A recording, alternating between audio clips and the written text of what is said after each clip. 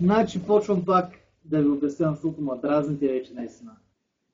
Набийте си го в малумните тикви. Значи, аз пак казвам, не съм комплексар. Ако бях комплексар, нямаше да се харесвам, нямаше да се снимам и щях да се изнервям от това и да нареждам другите хора.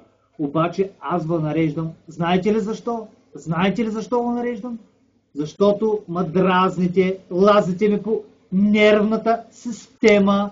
Разбираш ли, дразниш ме, дигаш ми нервната система, избухвам, почвам да се дразня и да те нареждам до дупка.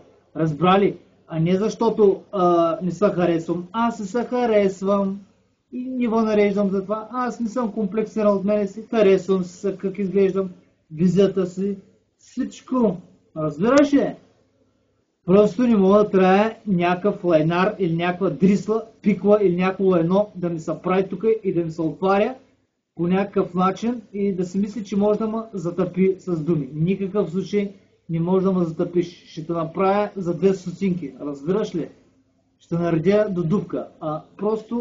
Аз съм експерт по нареждането. Разбираш ли? Няма такъв, който да нарежда така като мен, злобно и лудо. Разбираш ли? Просто това за мен да нареждам, просто за мен е изкуство. Разбираш ли? Все едно съм се родил. Ако не напсувам някой, няма да заспа тай черно. Разбираш ли?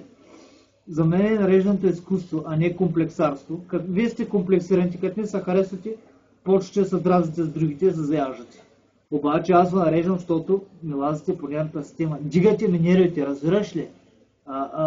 Просто избухвам нервната система, просто, както казах, възбудена. Малко ми трябва и направо патам някой, го причуквам до смъртта. Малко ми трябва да се раздразна. Това е положението, хорца. Аз се харесвам.